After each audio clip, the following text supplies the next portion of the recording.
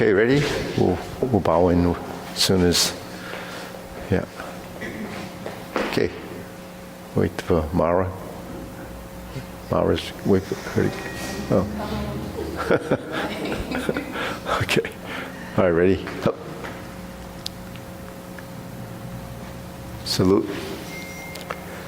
Okay, ready? First exercise, hands up. Turning 1, 2, 3, 1, 2, 3, 1, 2, 3, 1, 2, 3, 1, 2, 3, 1, 2, 3, 1, 2, and stop. To the side. 1, 2, 3. 1, 2, 3. 1, 2, 3. 1, 2, 3. 1, 2, 3. 1, 2, 3. 1, 2, 3. 1, 2, and stop. Okay, hands up. Reach down. 1, 2, 3. To your right, to your left, center, inhale, exhale. Hands up. Reach down. 1, 2, 3. To your right, 2, 3. To your left, 2, 3. Center. Inhale. Exhale. Okay, hands up. Reach down. 1, 2, 3. To your right, to your left, center, inhale, exhale. Okay, hands in waist, circular movements. 1, 2, 3, 4, 5, 6, 7, 8, 9, 10, 1, 2. Reverse. 1, 2, 3, 4, 5, 6, 7, 8, 9, 10, 1, 2. Center. Cross knees. Circular movements. 1, 2, 3, 4, 5, 6, 7, 8, 9, 10. 1, 2. Reverse. 1, 2, 3, 4, 5, 6, 7, 8, 9, 10, 1, 2. Center. Hands on your waist, neck turning. 1, 2, 3, 4, 5, 6, 7, 8, 9, 10, 1, 2. Center, back and forth. 1, 2, 3, 4, 5, 6, 7, 8, 9, 10, 1, 2. Tilt to the side. 1, 2, 3, 4, 5, 6, 7, 8, 9, 10, 1, 2. Center down. Circular movements. 1, 2, 3. Reverse. 1, 2, 3. Center. Hands up. Inhale. Exhale. Inhale. Exhale. Inhale. Exhale. Okay, spread your feet. Turning. 1, 2, 3, 4, 5, 6, 7, 8, 9, 10, 1, 2, 3, 4, 5, 6, 7, 8, 9, 10, 1, 2, 3, and stop. Okay, we'll stretch a little.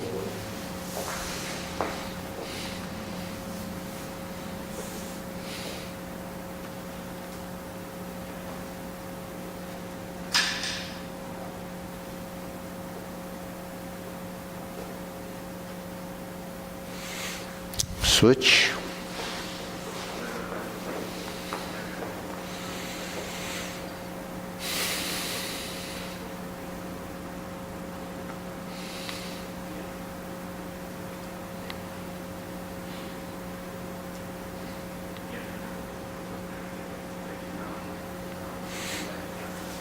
Switch.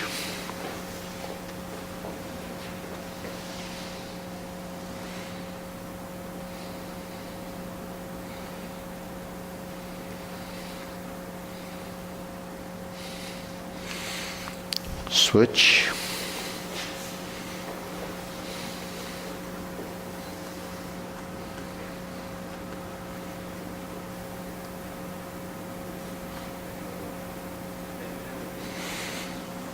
Switch. Straighten the front knee.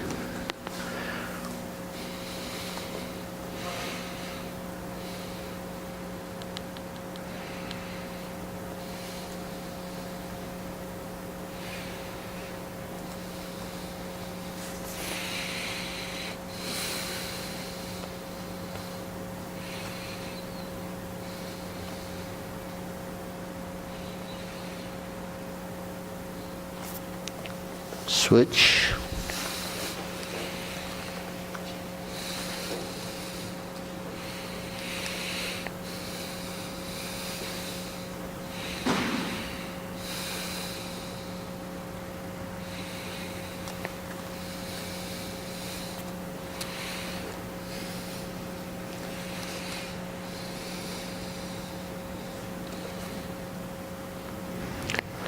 Switch.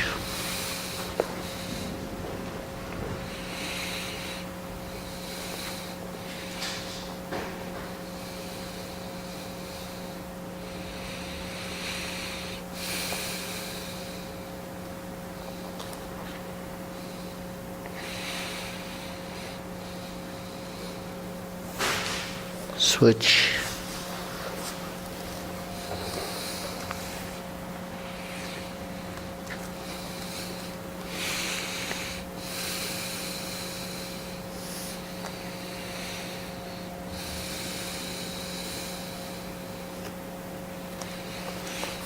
Center.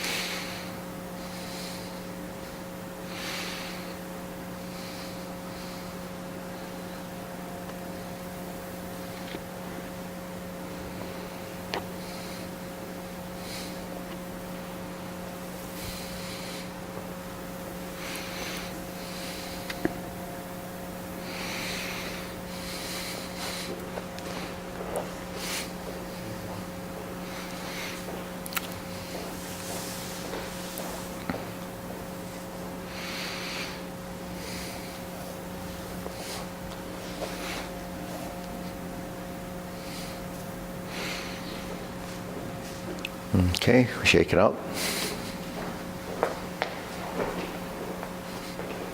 Okay, deep breathing. Inhale. Exhale. Inhale. Exhale. Inhale. Exhale. Okay, wrists. Oh, shoulders.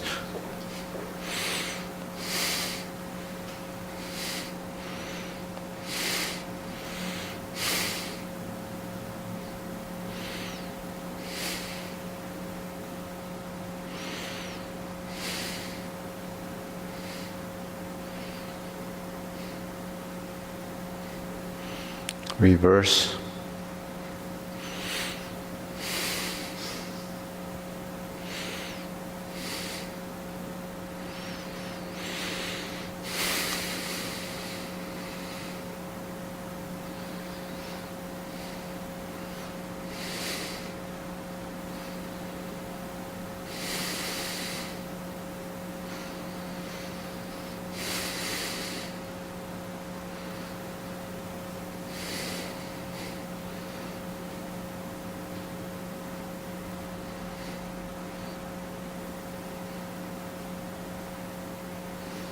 And set. Okay, press, release, exhale, inhale.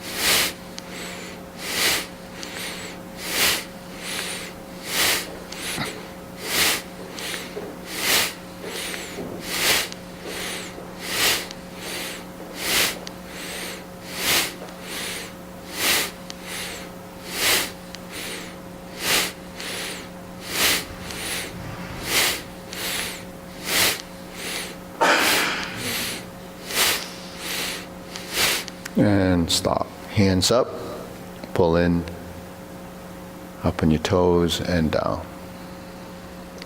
Inhale. Exhale. Inhale. Exhale. Okay, wrists.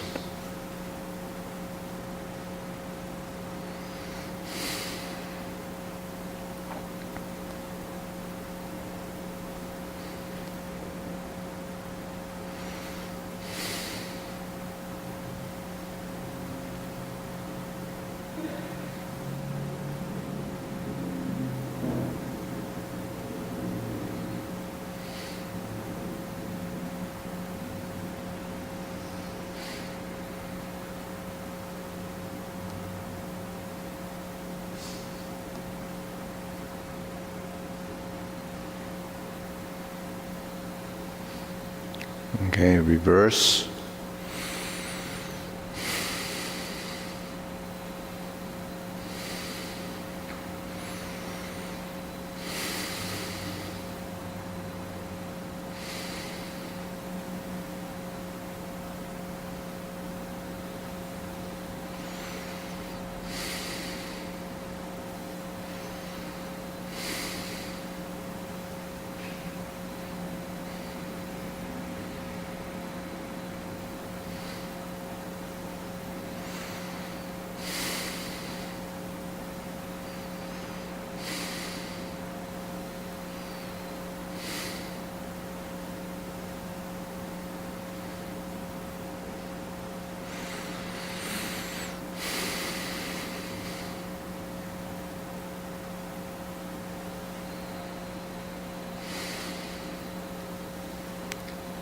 Okay, palms down.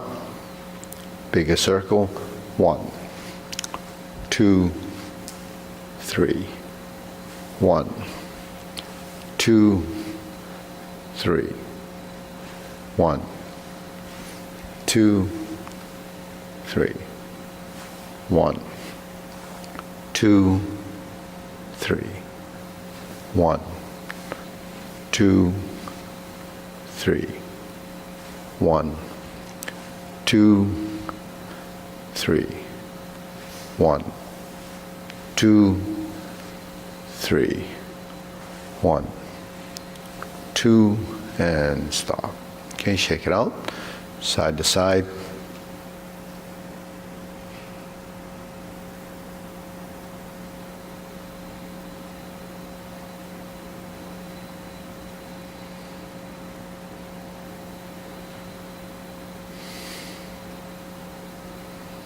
And center.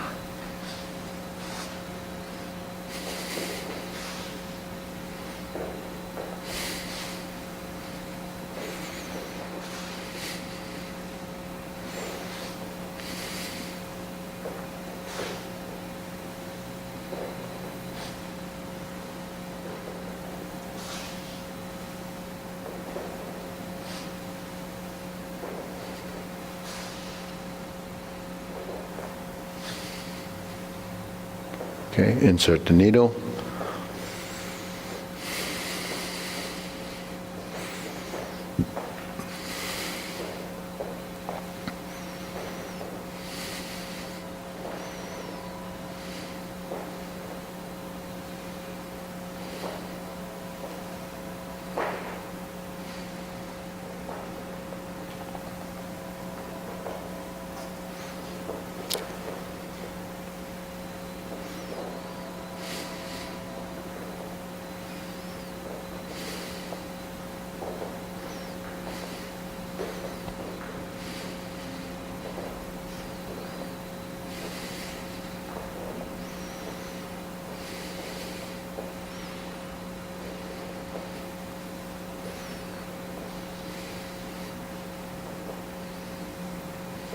And set. Okay.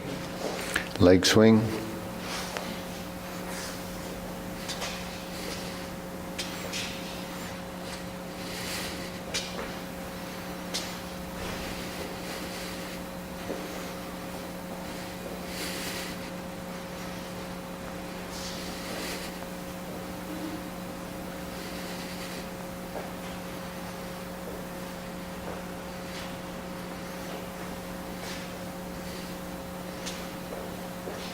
And center. Switch.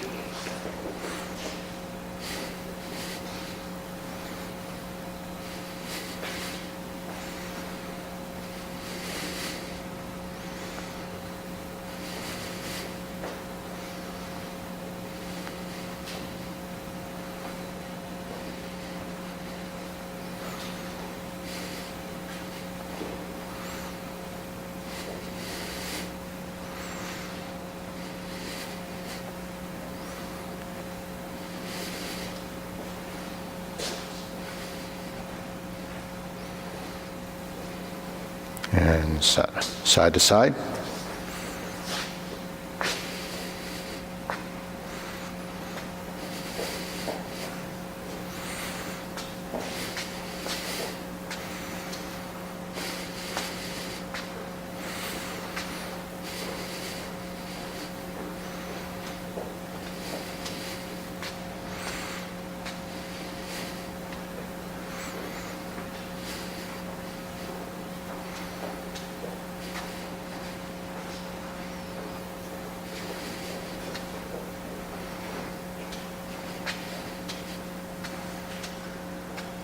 Switch.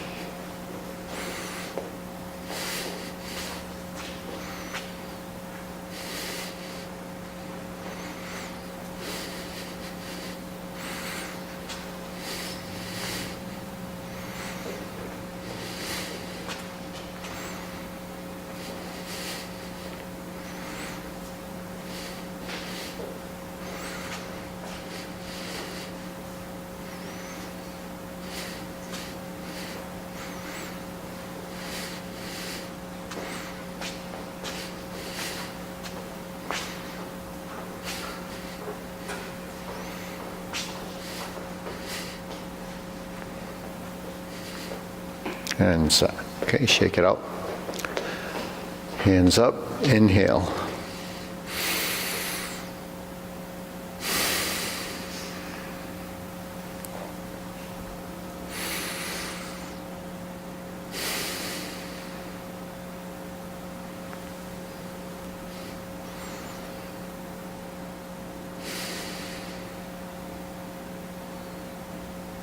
Okay. So grilling.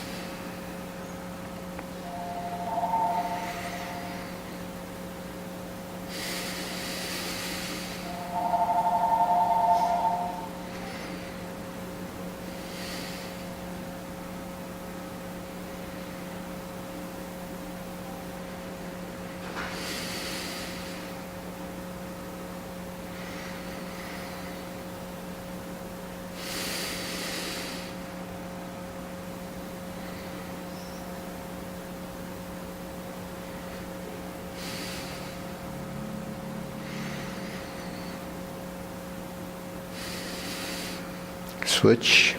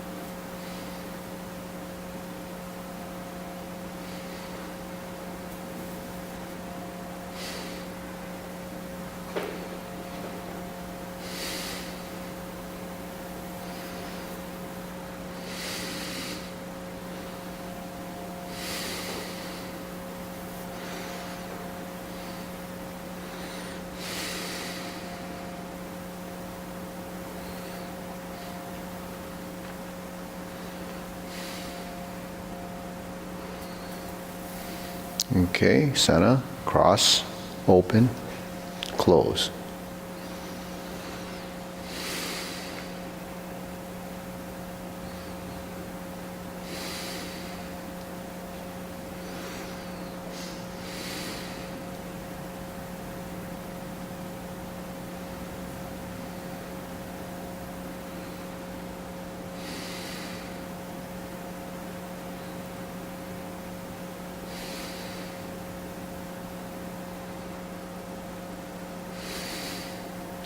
Switch.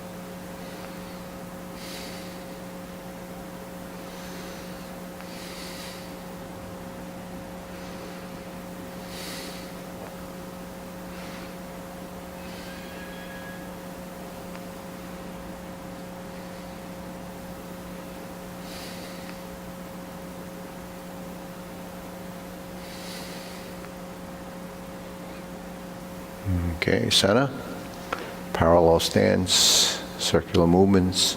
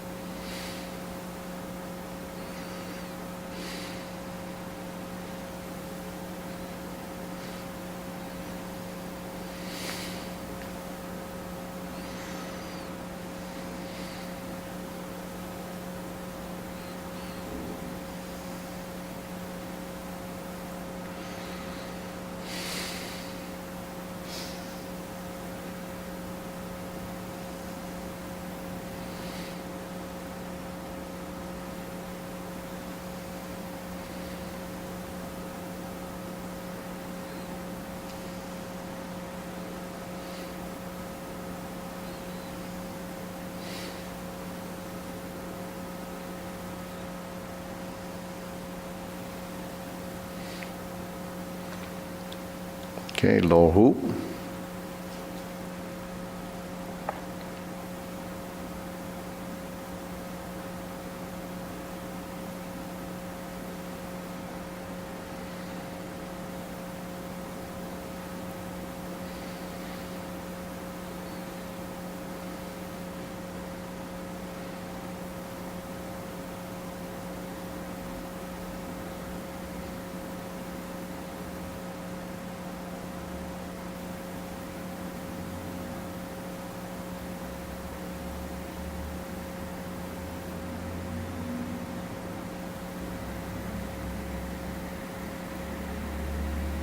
Shoulder height.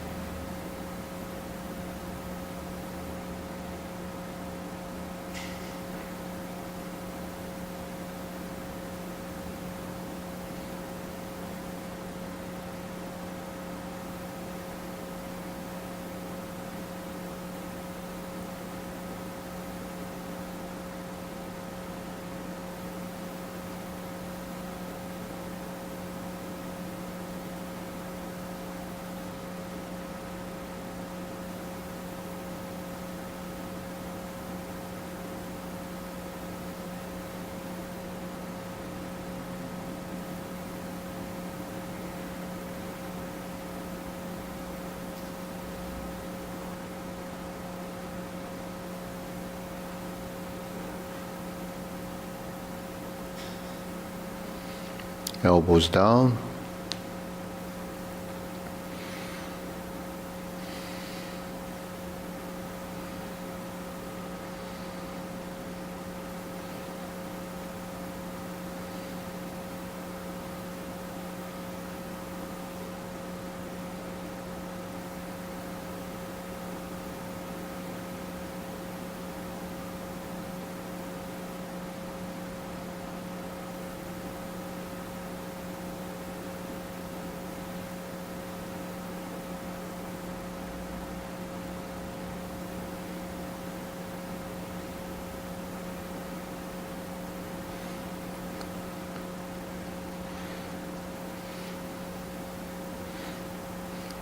So try to leave a gap where the wrist folds about maybe an inch, inch and a half. That way it's closer to the, if you straighten your wrists out from that point, your fingertips should merge.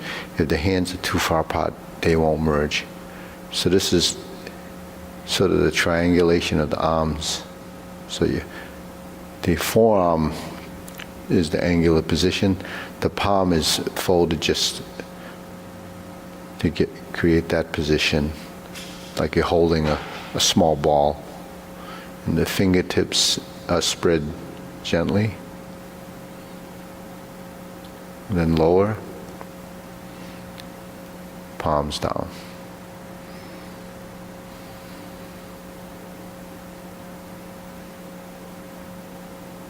Straighten up.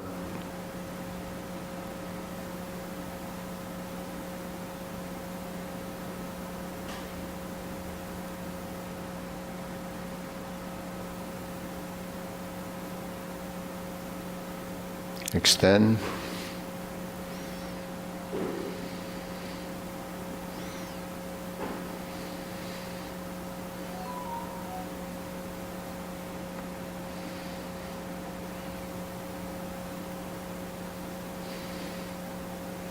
Okay, deep breathing. Inhale. Exhale. Inhale. Exhale. Inhale. Exhale. Okay, diagonal flying.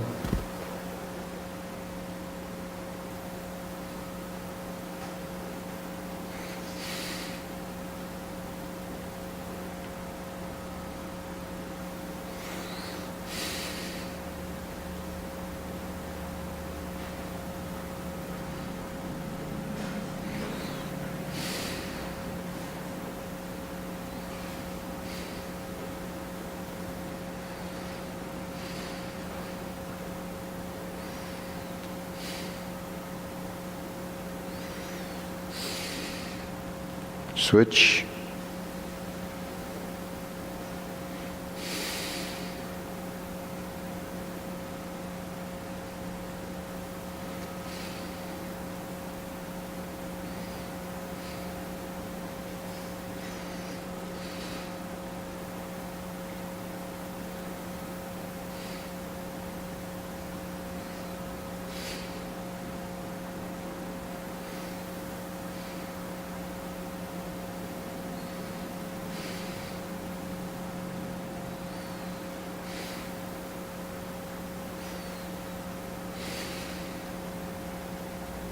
Okay, center cloud hands.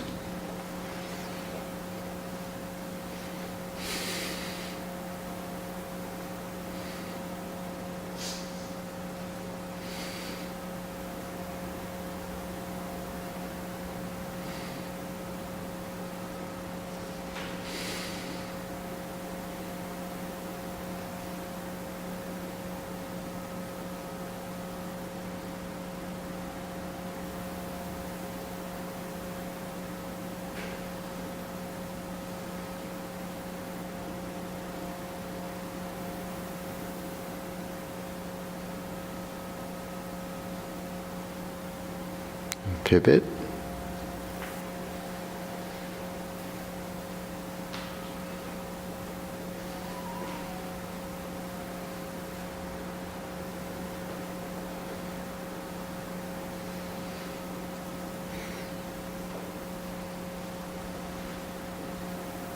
Going back.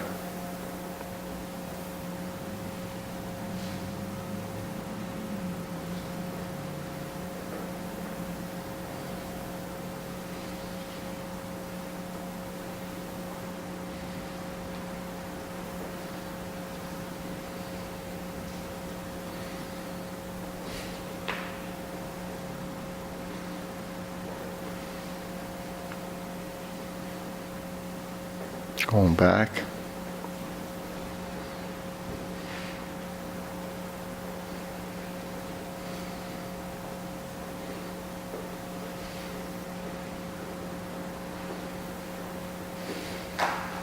and center. Okay, carry tiger to the mountain.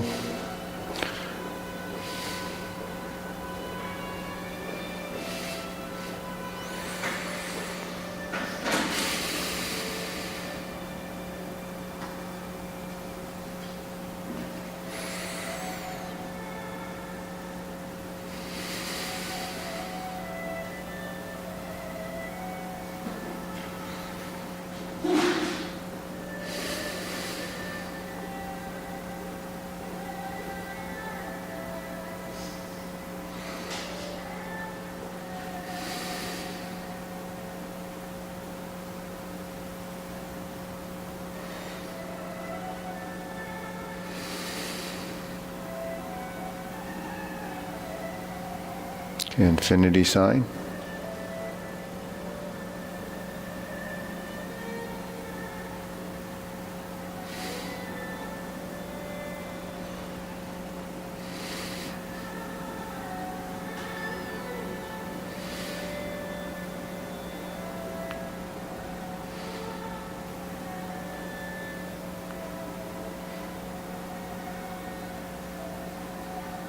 Form the fist.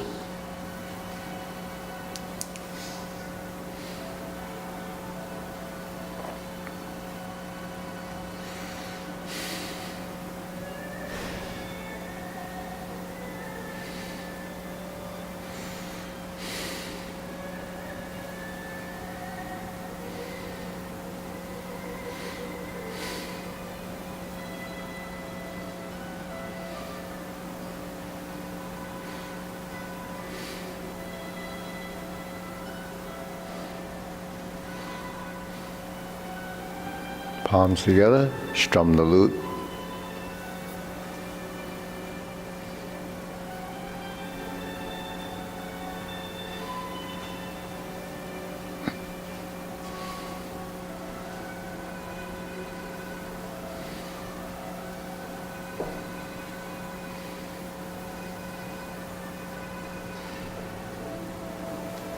Okay. And center. Okay, turn, draw the bow.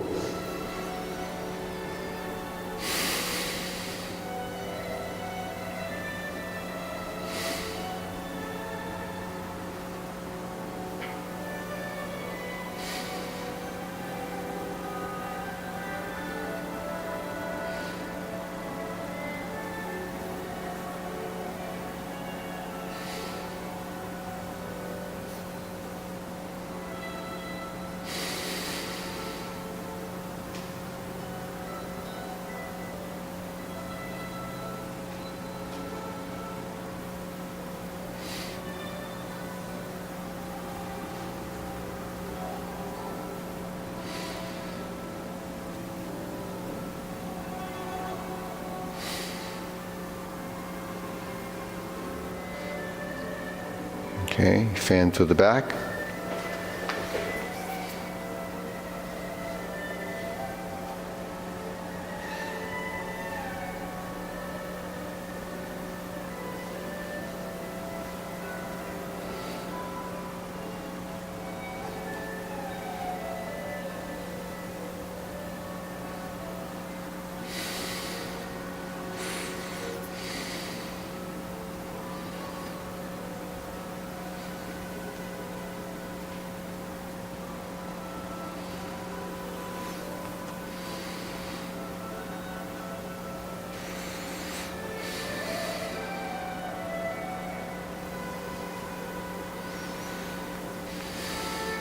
Okay, center.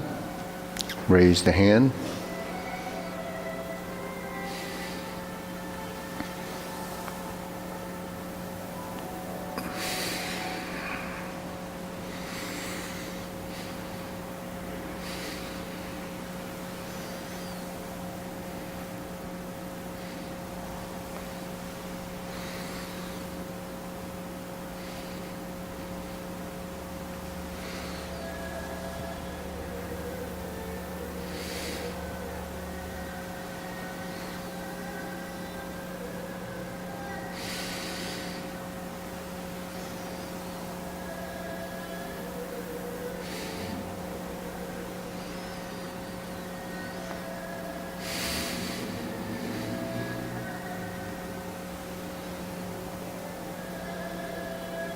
Okay, palms down. Deep breathing, inhale. Exhale. Inhale. Exhale. Inhale. Exhale. Okay, we'll go through the form. Ready, feet parallel. Preparation.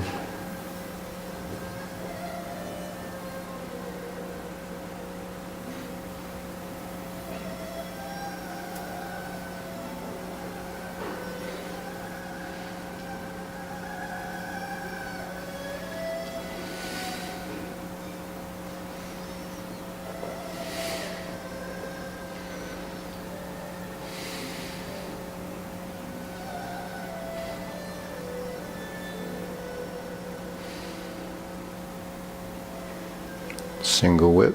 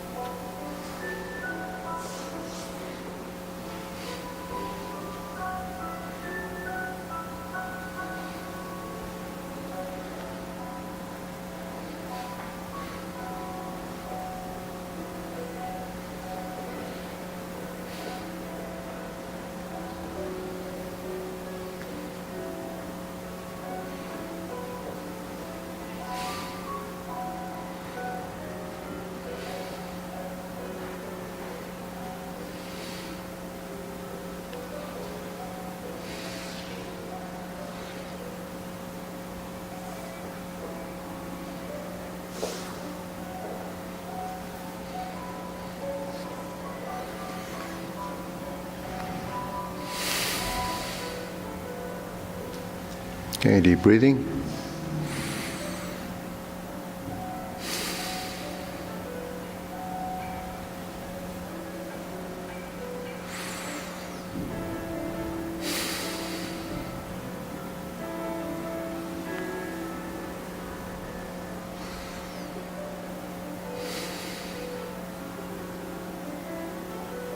Okay, do a long fall. Feet parallel. Okay, preparation.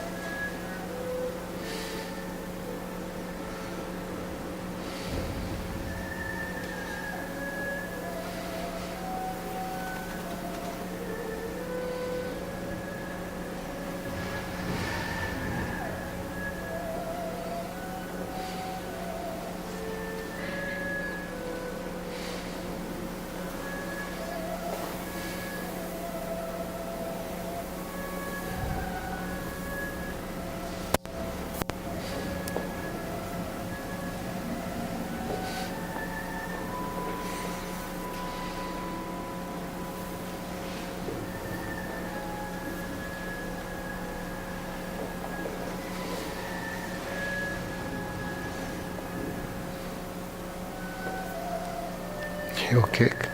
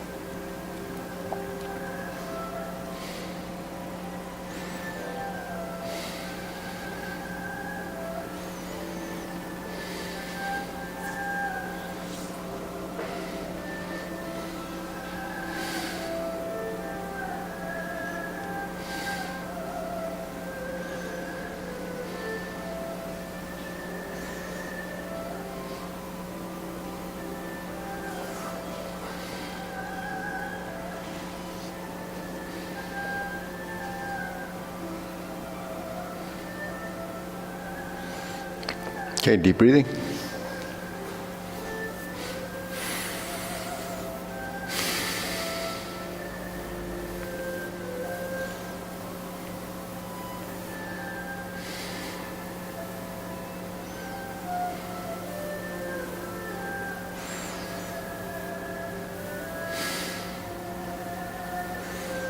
Yep. On the first lotus, the single lotus kick, do you hit the right hand or the left hand? A single lotus or the single, so when you're here and you turn, the right hand is out, so it's the right hand that hits the right foot. Yeah. So when you're here and you turn, your arms will be like this.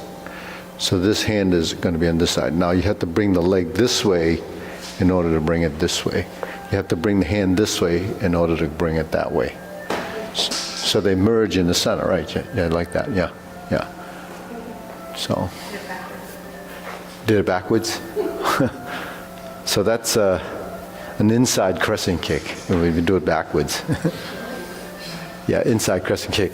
That's hitting it this way. This one is hitting it this way. So this is this way. Look, the double lotus is actually the same.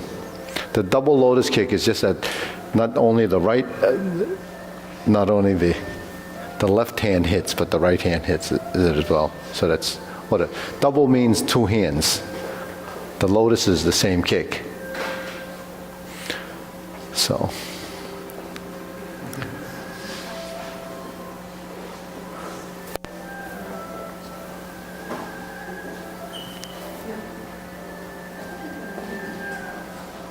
Did I do that right? Did I do that right? Left hand hits the right foot. Yeah. Yeah, right hand hits the right foot. Left hand. A left hand, yeah. Yeah, left. The other hand. Yeah. So it's this. The left hand. Well, I had it on my right side. That's why I got confused. Yeah, yeah, yeah. The one on the right side, but it's your left. The left hand hits the right foot. Yeah, the left hand hits the right foot. I got confused when I brought my hand over here, and I said, "Well, that's my right hand." But Actually, see, that's just a test, right? yeah. I didn't have a right hand, so I had to use my left because it was in my pocket. So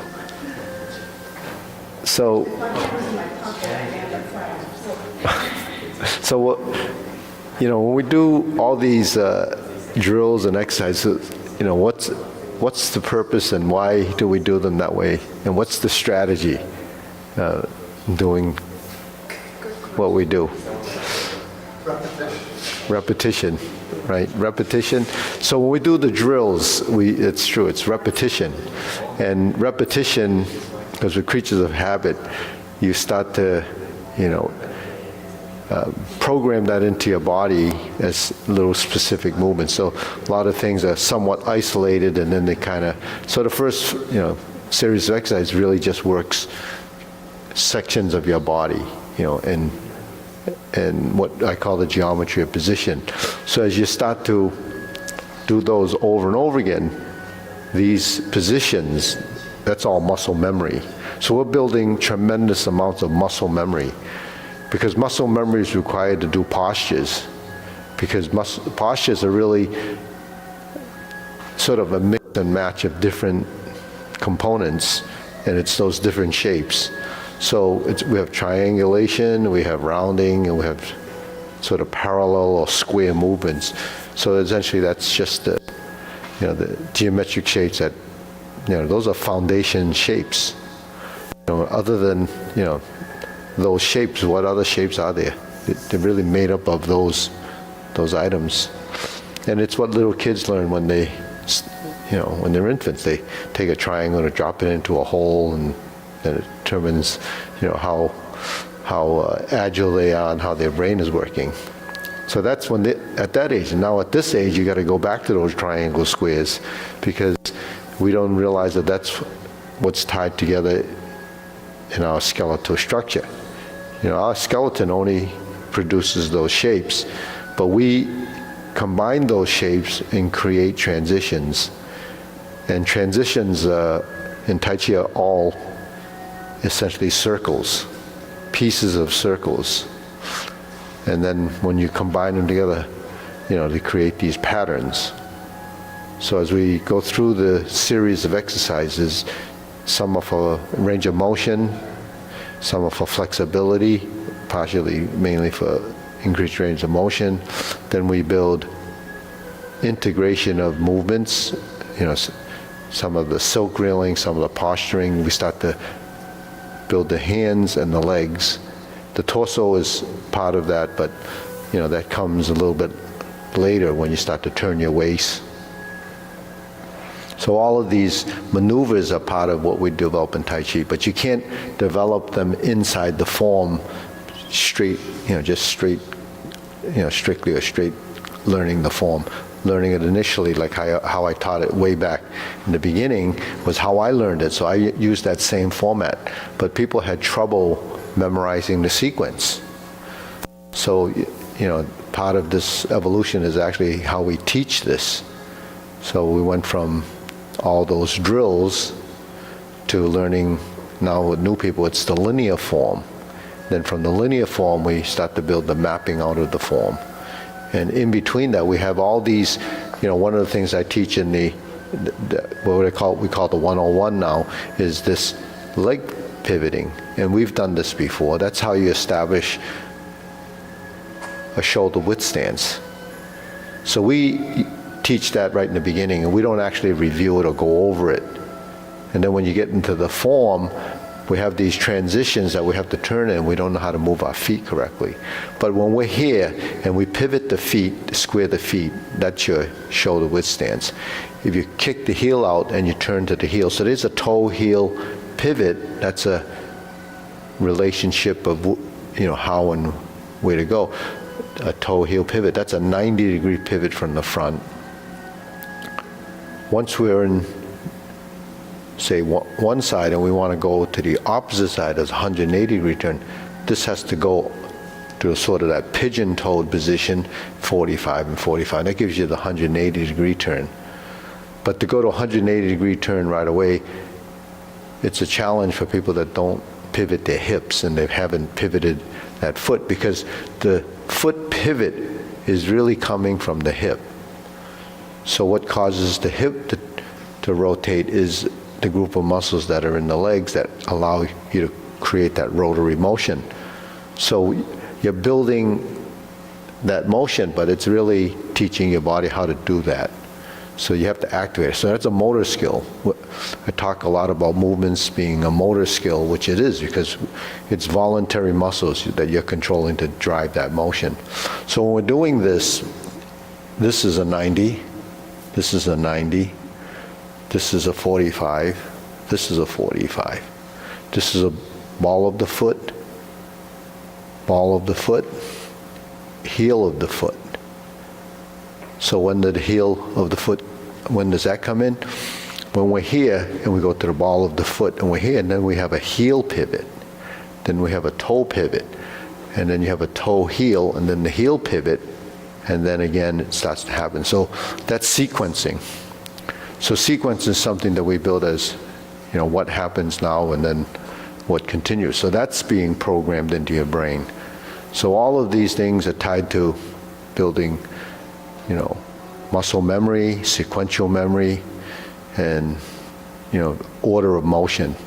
That's throughout your learning process, because not only do you have to memorize postures and what happens sequentially to get from one position to the next, memorizing a form, which posture follows which, how do you get from one posture to the next? So it's a constant learning, consistent with what we use the brain for.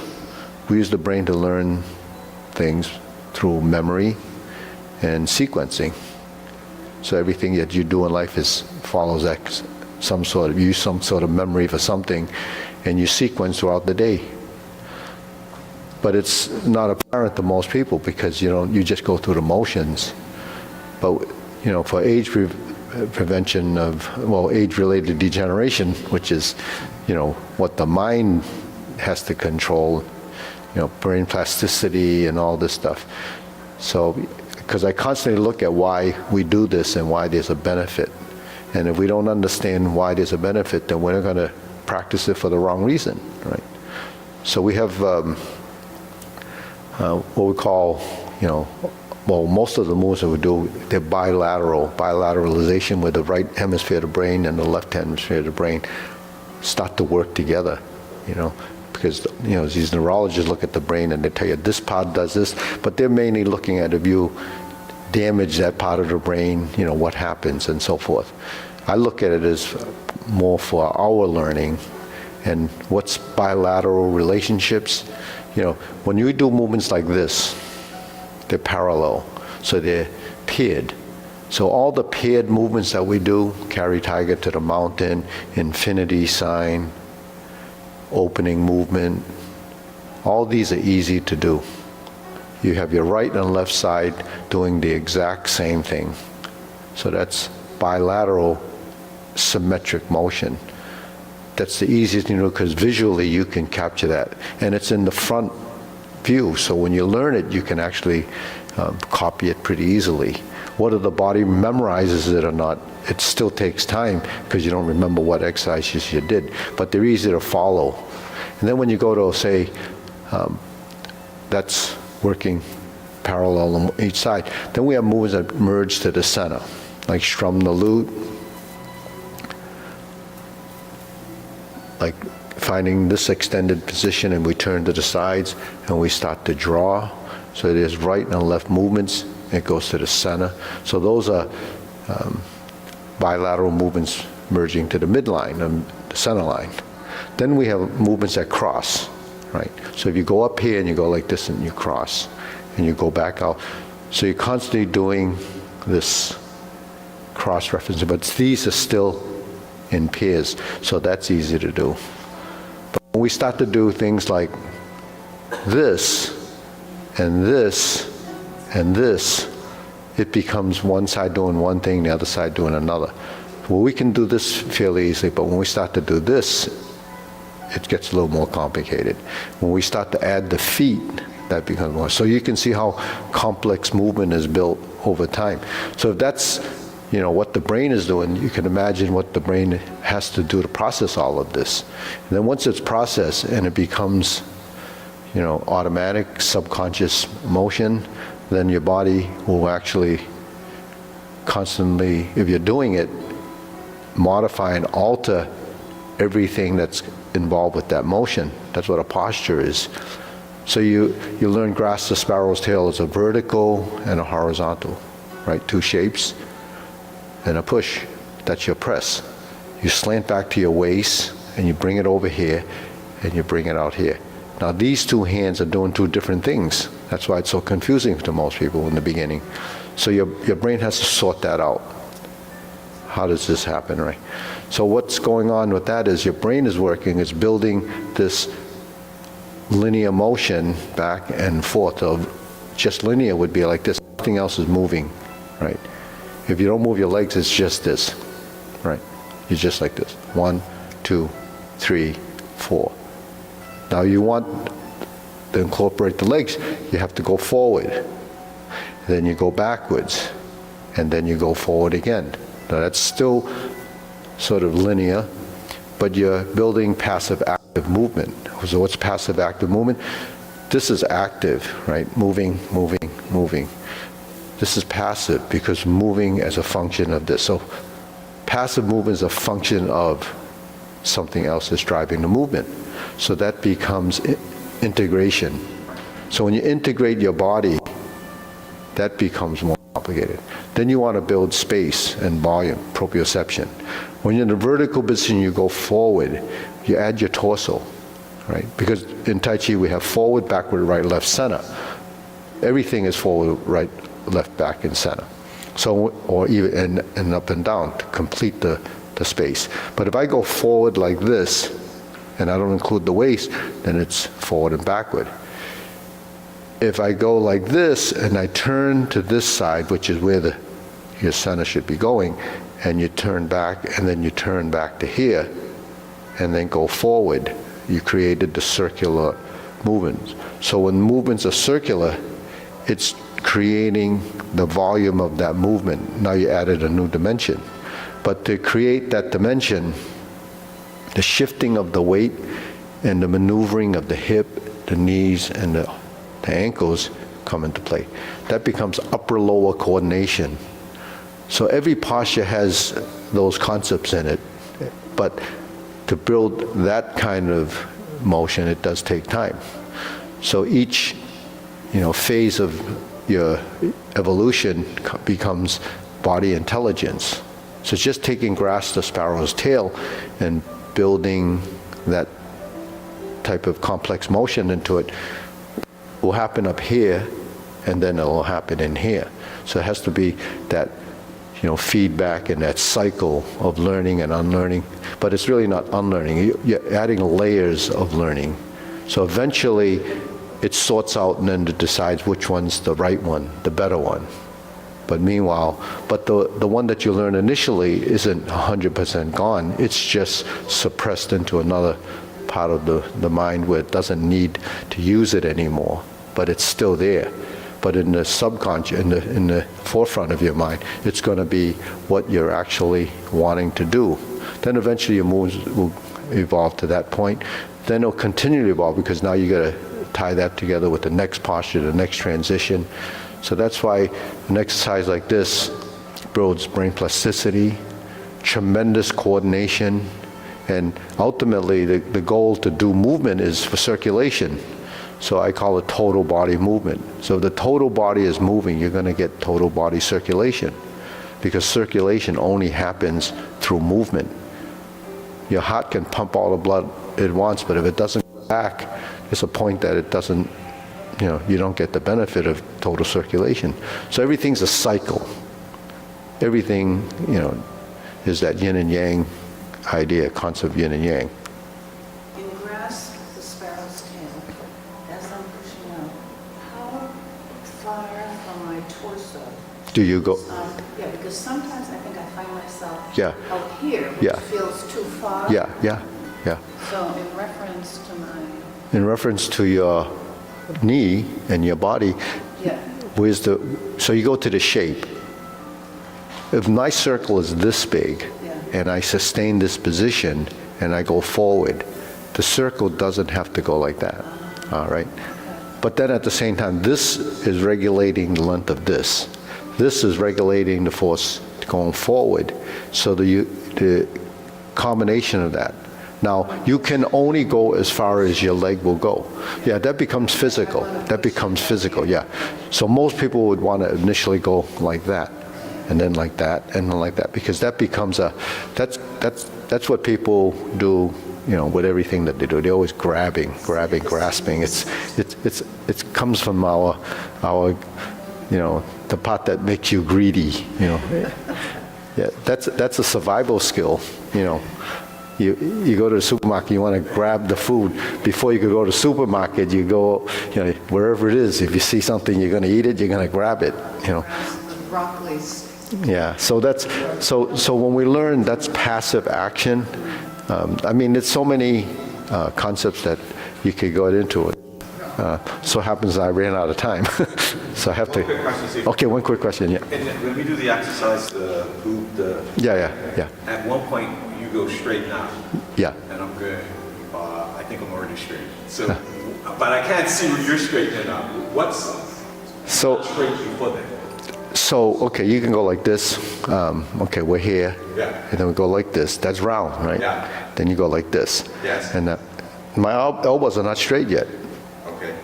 Right? So sometimes I say straighten up, but the arm didn't straighten up. So you want to let the arm, elbow, everything relax in a hanging position. Now the elbow is straight but not locked. Because if it's locked, then it becomes stiff. So you use, it goes, say 99% straight, and then your legs are straight. So you have straight, and you have folding. Fold, bend the elbow, bend the knee. You bend the knee, the hip. Now you have to have the vertical spine. So if you have the vertical spine, that means the angle here has to be measured from the vertical spine. Then when you're in this position, to get the vertical spine in the knee forward position and the ankle, that Z configuration has to correlate with what the vertical spine is. So if your body's like this and you go like this, now now the ankle's not working, the butt is sticking out, the knee's not in this position, and you go like this, then that starts to build the vertical position. Now if you're in this position, the vertical position is this, not this, not this, see? So that's body form. But why you have to manipulate your skeletal structure? Because you're working your ligaments and tendons. And inside the ligaments and tendons and the muscles are the sensors that are tied to your proprioception. So when those sensors respond, it's feedback to the brain tells you that that's what it should be. Then over time, that becomes part of what proprioception is telling you to do, because that's the training. It's a proprioceptive reflex. And then once that builds, then you build it into motion, and then that's movement. So there's a lot of science to this, and that's why I call the Tai Chi Paradigm a modern approach to an antiquated way. Nobody knows this stuff back in the day because they just did it. But why does everyone look different, right? It's because the understanding and perception is different. So that becomes something that if we understand more of that, then the tendency is to understand and how to improve. Okay, ready, bow?